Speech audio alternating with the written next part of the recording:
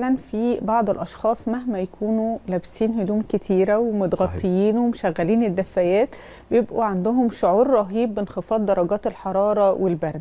إمم. ده ممكن يرجع لأسباب مرضية، يعني ممكن يكون الشخص مصاب بالأنيميا، عنده صحيح. الهيموجلوبين ناقص في الدم، ممكن يكون عنده إمم. فيتامين بي 12 ناقص، عنده اضطراب في الغدة الدرقية.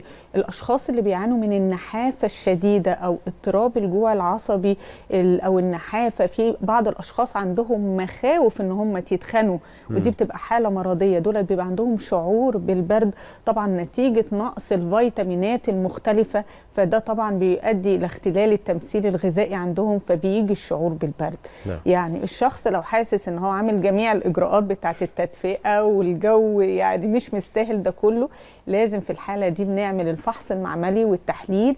جايز يكون عنده انيميا، وللاسف احنا عندنا 8 مليون تلميذ من طلبة المدارس بيعانوا من الأنيميا. أيوة. عشان كده بنلاقي الأطفال خصوصا إيديهم ساقعة صحيح. ورجليهم ساقعة، ده بيكون نتيجة الأنيميا. كبار السن عندنا من الفئات اللي بتشعر بالبرد طبعا، لأن الأوعية الدموية ما بقتش بالكفاءة زي زمان. الجهاز العصبي بيبتدي يحصل له شوية اضطراب واختلال، فكبار السن نهتم جدا إن رجليهم لازم يكون في شرابات، يشربوا طول الوقت مشروبات نعم. دافية، نشرب المية من الحاجات برضو نقصها بيؤدي لزيادة الشعور بالبرد، لأن المية بطبيعتها بتنشط الدورة الدموية، بتخلي الدم يجري في جسمنا، فبالتالي يصل للأطراف فنشعر بالدفء شوية.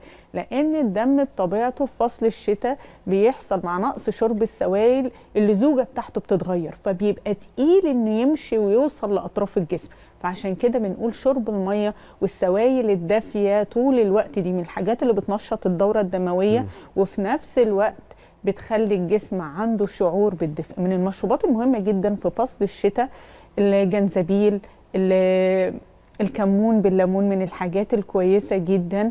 برضو عندنا القرفة بالجنزبيل، اليانسون، النعناع، التليو من الحاجات الكويسة جدا كمان لصحة الجهاز التنفسي. المشروبات الطبيعية المصرية الجميلة بتاعتنا من الحاجات الكويسة.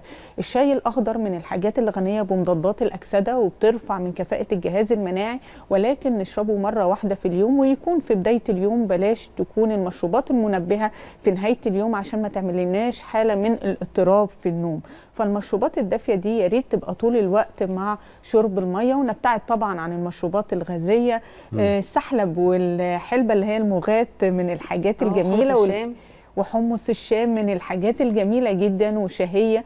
وعايزة أقول لحضرتك يا أستاذة جمانة، الشطة من الحاجات اللي مفيدة جدا للجهاز التنفسي، ولكن طبعا بمقدار بسيط، ناكل وما نكترش منها، بتكون مفيدة. الكمون من الحاجات المفيدة. التوابل المصرية بشكل عام إضافتها في المشروبات زي حمص الشام،